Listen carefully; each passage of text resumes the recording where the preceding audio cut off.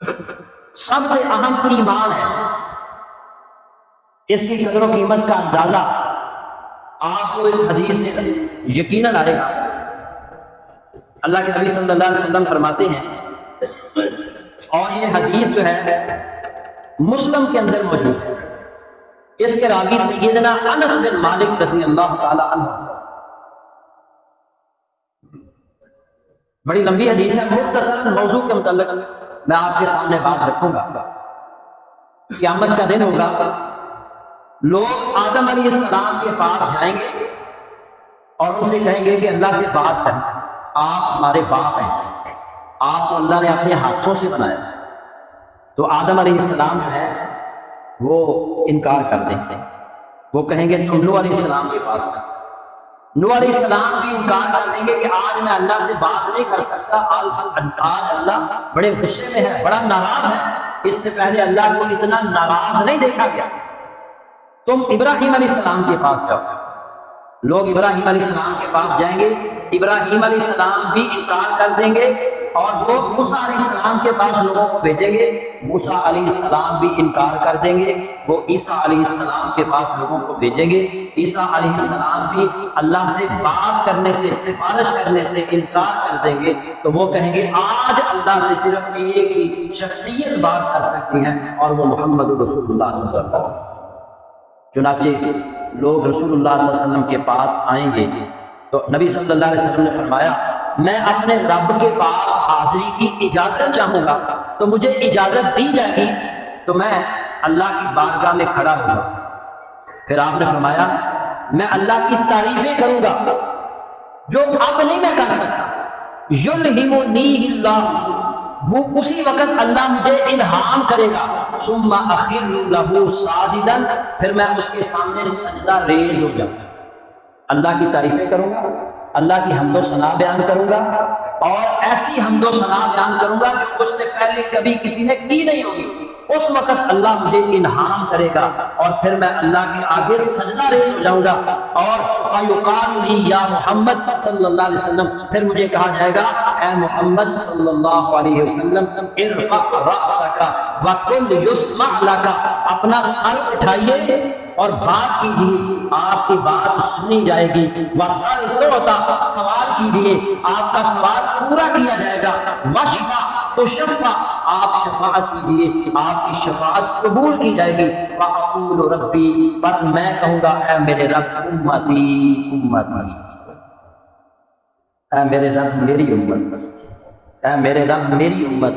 کیا مطلب؟ اے میرے رب میری امت کی بخشش فرما، اب میرے رب میری امت کو جہنم سے بچا۔ اب ہمارے موضوع کے متعلق بات ہے تو اللہ فرمائے گا آپ جائیے، فمن کان فی قلبہ مثقال حبۃ من برۃ او شعیرۃ من ایمان فاخرجوا منها، جس شخص کے دل میں گندم یا جو کے دانے کے برابر بھی ایمان ہے اسے جہنم سے نکال۔ کتنا ایمان؟ گندم کے دانے کے برابر یا جو کے دانے کے برابر۔ یہ ہے ایمان کی قدر و قیمت۔ ایمان اتنا قیمتی ہے، اللہ فرمائیں گے جہنم سے ان کو نکال لیجئے جن کے دل میں ایک جو کے دانے کے برابر یا گندم کے دانے کے برابر ایمان ہے۔ فَأَخْرِجُوا مِنْهَا، اسے جہنم سے نکال لیجئے، میں جاؤں گا اور اسی طرح کروں گا جیسے مجھے حکم دیا جائے۔ اور ابھی بس نہیں، ان کو نکال لیا جائے گا جہنم سے۔ کن کو؟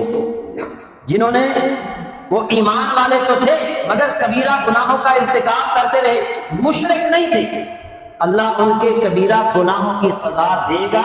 جب سزا پوری ہو جائے گی تو رسول اللہ صلی اللہ علیہ وسلم کی سفارش پر ان کو جہنم سے نکال لیا جائے گا جن کے دل کے اندر ایمان گندم کے دانے کے برابر یا جو کے دانے کے برابر۔ اللہ کے نبی صلی اللہ علیہ وسلم امت سے کتنی محبت ہے، اور آج امت کو ان سے کتنی محبت ہے۔ ہم اللہ کے نام، اللہ کے نبی صلی اللہ علیہ وسلم کی سنت پر عمل نہیں کرتے، ان کے احکامات کو پس پشت ڈال دیتے ہیں، اور ان کو امت کی اتنی فکر ہے۔ اللہ کے نبی فرمائیں گے میں ان کو جہنم سے نکالوں گا، پھر میں اللہ کے آگے سجدہ ریز ہو جاؤں گا، اللہ کی تعریفیں کروں گا، اللہ کی حمد و ثنا بیان کروں گا، اللہ فرمائیں گے اے محمد ارفع راسک، دوبارہ وہی فرمائیں گے اے محمد اپنا سر اٹھائیے، وَقُلْ يُسْمَعْ لَكَ، آپ کی بات سنی جائے گی، وَسَلْ تُعْطَىٰ، آپ جو سوال کریں گے اس سوال کو پورا کیا جائے گا، وَاشْفَعْ تُشَفَّعْ، اور شفاعت کیجیے آپ کی شفاعت قبول کی جائے گی، فَأَقُولُ رَبِّ أُمَّتِي، پھر میں کہوں گا اے میرے رب میری امت کی بخشش فرما، اے میرے رب میری امت کو جہنم کی آگ سے بچا۔ پھر اللہ فرمائیں گے، پھر موضوع کے متعلق بات، اللہ فرمائیں گے آپ جائیے فَمَنْ كَانَ فِي قَلْبِهِ مِثْقَالُ حَبَّةٍ مِّنْ خَرْدَلٍ مِّنْ إِيمَانٍ فَأَخْرِجْهُ مِنْهَا، جس شخص کے دل میں ایک رائی کے دانے کے برابر بھی ایمان ہے اسے جہنم سے نکال۔ کتنا ایمان، کتنا قیمتی ایمان ہے، ایک رائی کے دانے کے برابر جس میں ایمان ہے اسے جہنم سے نکال لیجئے اور جنت میں لے جائیے۔ میں جاؤں گا اور اسی طرح کروں گا جس طرح میرے رب نے مجھے حکم دیا ہوگا، پھر میں اپنے رب کے پاس لوٹ کر آ جاؤں گا۔ امت سے کتنی محبت ہے،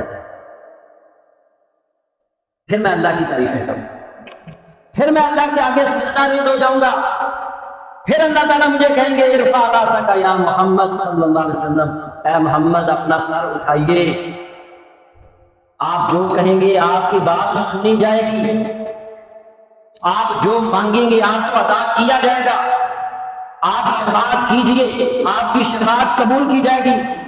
پھر میں کہوں گا ربی امتی ربی امتی، اے میرے رب میری امت کی بخشش فرما، اے میرے رب میری امت کو جہنم سے بچا لے۔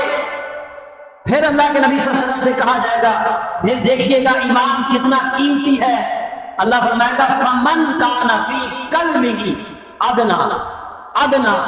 أَدْنَىٰ مِن مِثْقَالِ حَبَّةٍ مِّنْ خَرْدَلٍ مِّنْ إِيمَانٍ فَأَخْرِجْهُ مِنَ النَّارِ، جس شخص کے دل میں ایک رائی کے دانے سے بھی کم، رائی کے دانے سے بھی کم، اس سے بھی کم، اس سے بھی کم ایمان ہے، اسے بھی جہنم سے نکال کر جنت میں۔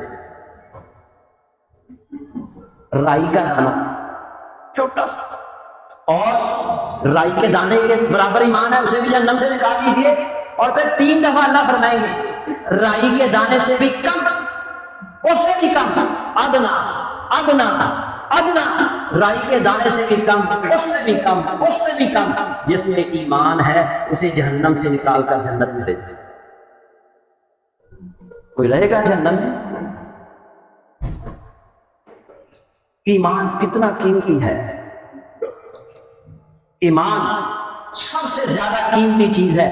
فَانْطَلِقُوا فَافْعَلُوا فَأَفْعَلُوا، میں جاؤں گا اور میں اسی طرح کروں گا جس طرح مجھے اللہ کی طرف سے حکم دیا، میں ان کو جہنم سے نکال دوں گا۔